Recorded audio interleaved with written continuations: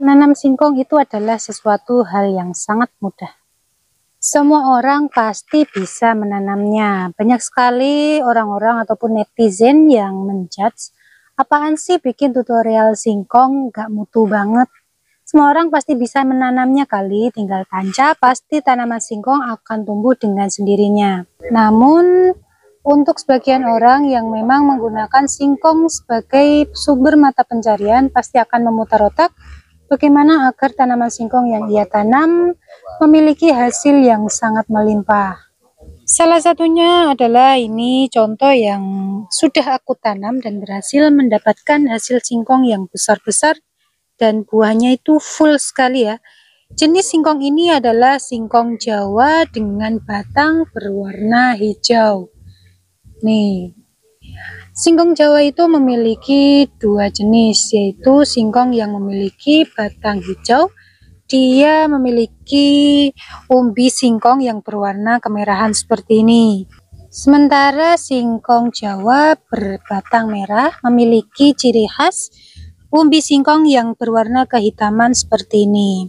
Bagaimana caranya agar memiliki umbi yang super lebat seperti ini? Ikuti terus video ini sampai selesai, karena saya akan membagikan berbagai macam tips agar tanaman singkong kalian memiliki hasil yang melimpah. Hal yang pertama yang harus kita lakukan dan yang paling penting harus kita perhatikan adalah pemilihan bibit yang baik untuk tanaman singkong kalian. Nah, bibit yang baik itu seperti apa? Yuk kita akan bahas tuntas mengenai bibit tanaman singkong yang benar-benar berkualitas. Nah, bibit singkong yang baik dengan ciri-ciri ruas atau mata tunas ini yang berdekatan, memiliki jumlah mata tunas yang banyak dan memiliki jarak yang dekat-dekat seperti ini sangat bagus sekali, karena nantinya akar maupun tunas batang akan tumbuh di area sekitar ruas seperti ini. Jadi untuk umbinya sendiri juga akan berpengaruh dengan jumlah akarnya. Akarnya sedikit, umbi singkongnya tentunya lebih sedikit kan. Nah, kalau kalian misalkan menemukan bibit singkong yang memiliki batang kecil dan mata tunas ataupun ruasnya ini memiliki jarak berjauhan seperti ini, pastinya kalian nggak akan ambil kan? Ya, karena memang ini kurang bagus jika digunakan untuk bibit singkong. Selain batangnya masih terlalu kecil, ruas mata tunasnya juga berjauhan. Ini kurang bagus ya guys. Kemudian selanjutnya, kalian jangan menggunakan mata tunas yang masih terlalu muda seperti ini. Ini tidak bagus karena walaupun nanti dia akan tumbuh, tetapi pertumbuhannya tidak akan maksimal. Jadi yang paling bagus adalah seperti ini guys. Memiliki batang yang kuat, kokoh, lumayan besar ya. Tetapi tidak berlebihan dan tidak terlalu tua dan juga tidak terlalu muda. Kemudian untuk panjangnya, kalian tidak perlu menggunakan bibit singkong yang terlalu panjang seperti ini. Apalagi ini memiliki ruas yang kecil-kecil atau mata tunas yang kecil-kecil dan sangat berjauhan. Ini otomatis kita lebih baik buang saja ya.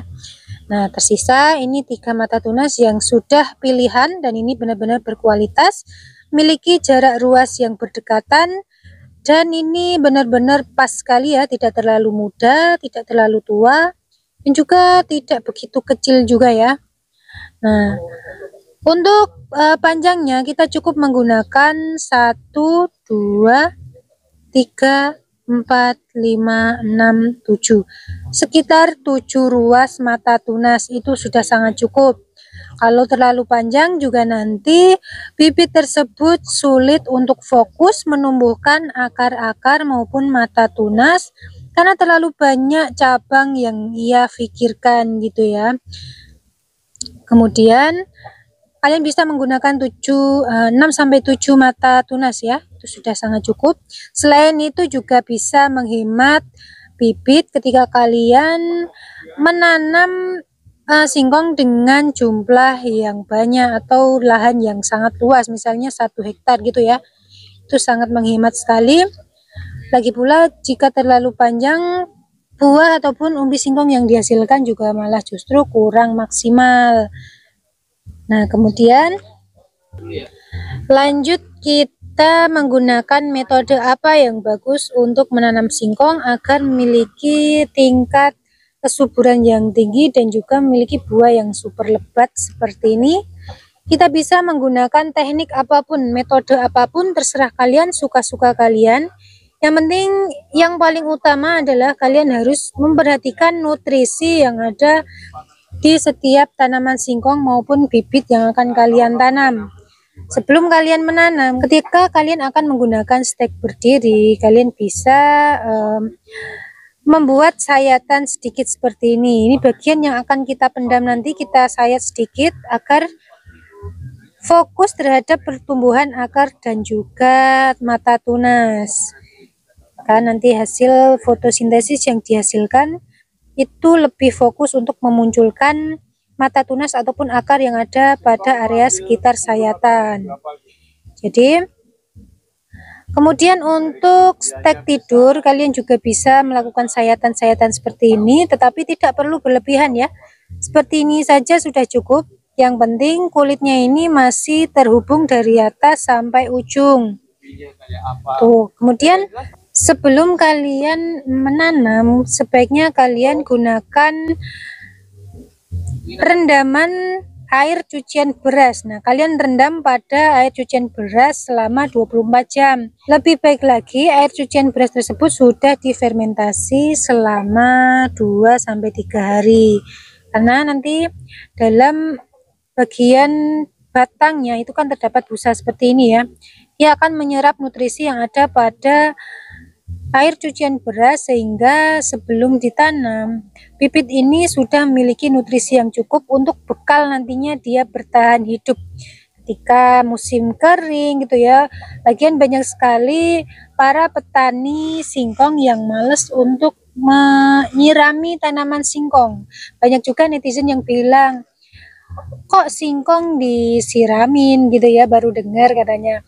Nah, itu kita bisa mengatasinya dengan cara perendaman dengan air cucian beras. Selain batang singkong yang akan kita tanam sudah memiliki nutrisi yang cukup, dia juga akan bisa bertahan lebih baik dibanding dengan bibit yang tidak direndam dengan air cucian beras. Kemudian untuk media tanam yang akan kalian gunakan sebagai tempat untuk menanam singkong, kalian harus pastikan benar-benar gembur seperti ini. Nah, ini sangat bagus sekali untuk tanaman singkong. Tidak hanya tanaman singkong, tanaman apapun juga memerlukan tanah ataupun media tanam yang gembur. Untuk stek berdiri kita cukup pendam 3-4 mata tunas ya, yang pasti di batas kita sayat ini harus kita pendam seluruhnya. Nah, seperti ini. Itu tidak perlu dalam-dalam guys. Terkesan memang tidak kokoh, tetapi ini sangat kokoh sekali ketika dia sudah menumbuhkan akar, apalagi sudah tumbuh singkong. Ini aja aku kesulitan mencabutnya, 2 orang juga tidak bisa mencabut ini. Kemudian untuk stek tidur, nah setelah kalian berikan sayatan seperti ini, kalian jangan langsung pendam keseluruhan. Kalian cukup menaruh di atas permukaan tanah, yang penting pada ujung-ujungnya itu terpendam atau terkena tanah. Kalau kalian pendam keseluruhan, itu akan menyebabkan mata tunas itu sulit menembus tanah untuk tumbuh, jadi akan semakin lama pertumbuhannya. Oke, terima kasih buat teman-teman yang sudah menyimak video ini, semoga bermanfaat. Jangan lupa like, comment, share, dan subscribe. Terima kasih.